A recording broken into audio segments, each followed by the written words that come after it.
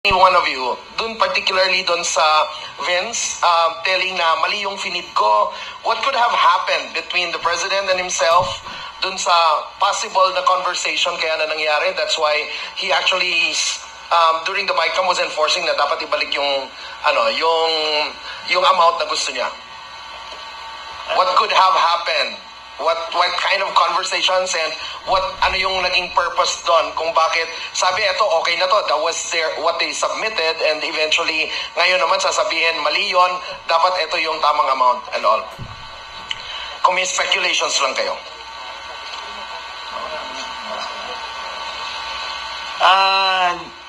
May I comment on that? Sure po.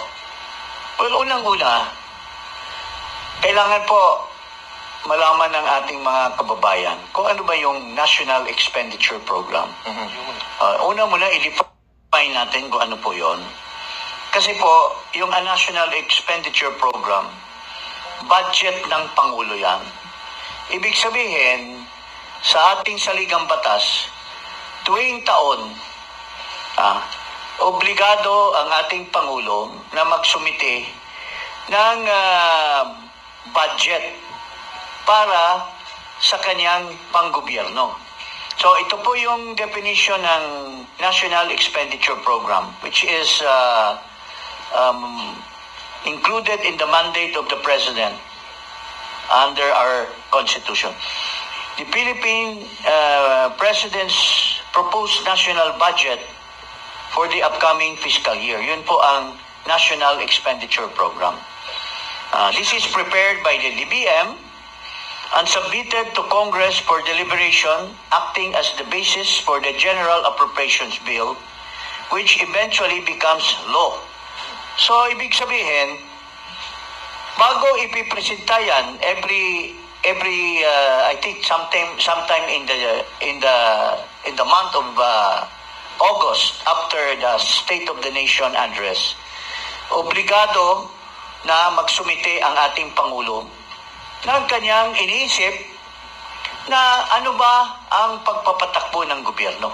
Magkano ang kailangan na pondo para ayos ang pagpapalakad ng ating gobyerno.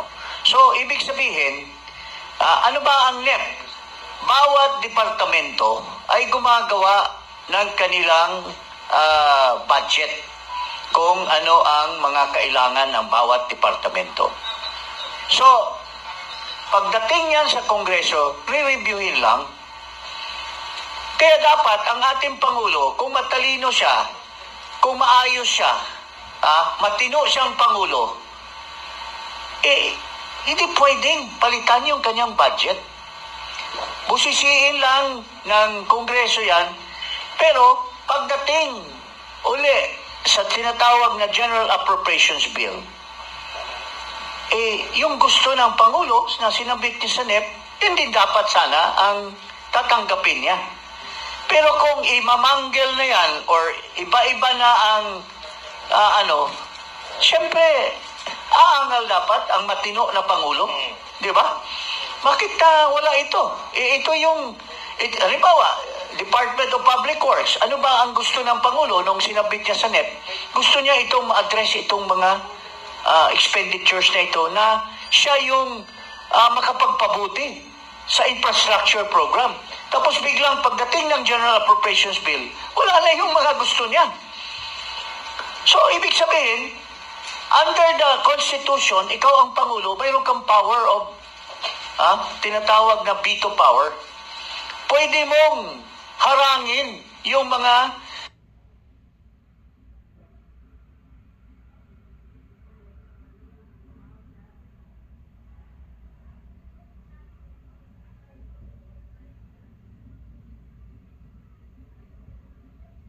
Pangulo.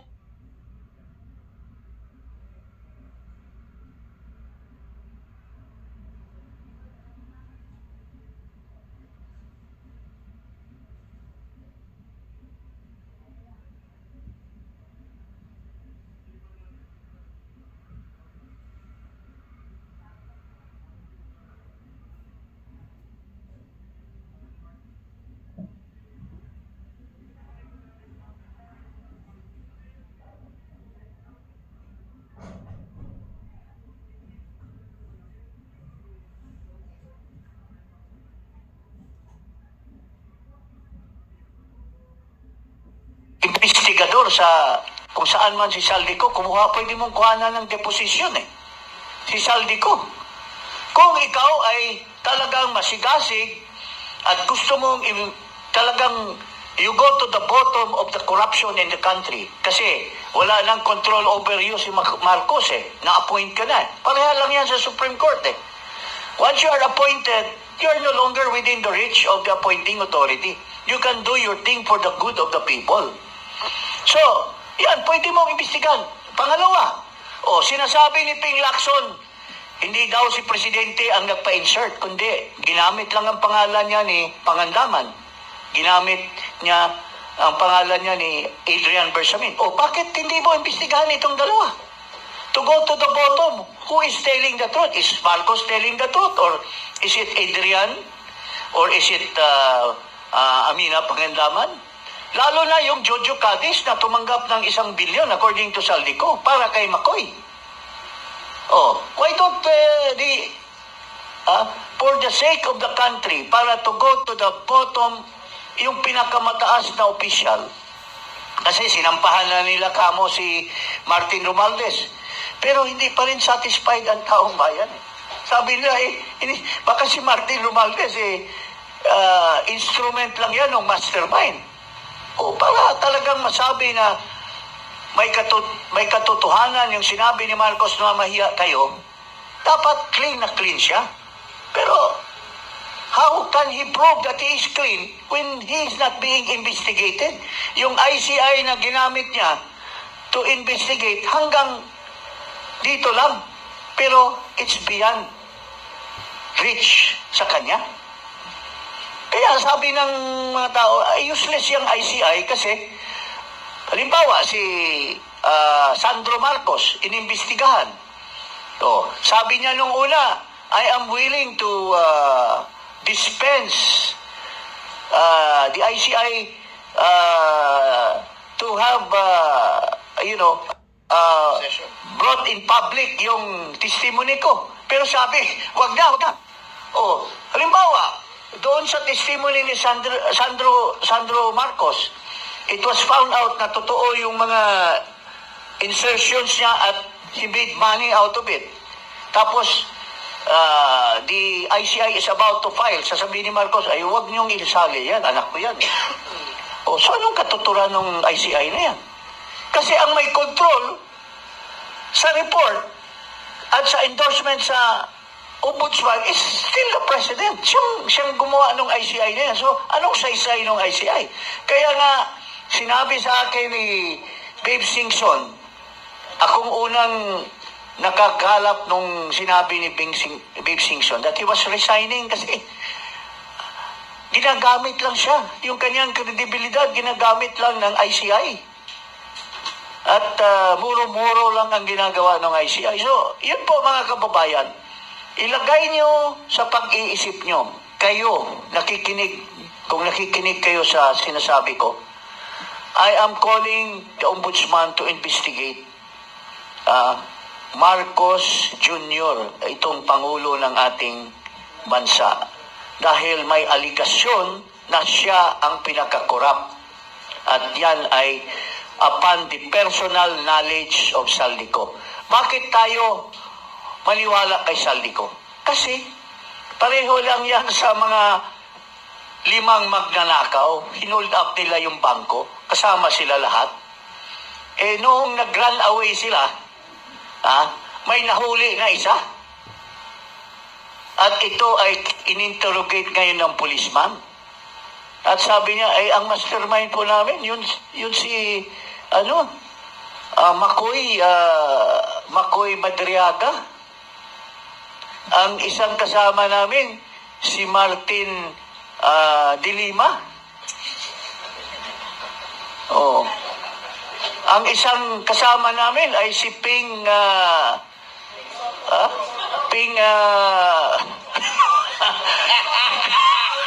So kung ikaw kasama sa nagplano at nahuli ka, hindi ba yung mga ginawa niyong plano para magnakaw, may katuturan yung sinasabi nito kasi kasama siya sa nagplano at nagnakaw. So, ganoon din. Kung isa sa mga magnanakaw, si Saldico, at nahuli, at siya ngayon ang nagsasabi na si Marcos ang nag-utos sa akin na maglatag ng insertion, hindi ba kakapaniwala si Saldico? Ngayon, ginugulo nila ang usapan. Wala daw nga AI daw yung sinasabi ni Saldico, wala daw nga, hindi daw under oath. Hindi po totoo yan. Personal knowledge and under the rules of the Ombudsman, evidence can be had in any form. Nasa probative value na. Pero para sa akin, napakataas ng probative value nung sinasabi ni Saldico. Of course. So, kung karapat-dapat na imbestigahan ito, at karapat-dapat na nandyan si Attorney Boying Rimulya, nakuha na niya yung gusto niyang maging ombudsman. Ngayon, dapat makuha rin yung gusto ng taong bayan na ipakita mo sa kanila yung katotohanan. Yun po ang hinaing ng taong bayan sa ombudsman. Please investigate. Unang-una, si Saldico. Investigate Adrian Bersamin. Investigate Amina Pangandaman. Investigate Jojo Cadiz. Because ito yung makapagsabi. Kung wala nang saysayang investigation sa Senate, yung Blue Ribbon Kasi nagpakita na ng bias si Ping Lacson.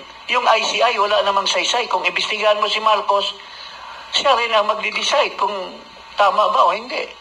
So it remains with the ombudsman, mga kababayan. Yun ang last bastion of determining accountability ni Marcos Jr. Yun po ang masasabi natin ngayong umaga. Okay, kukonek ko lang, Thank you po,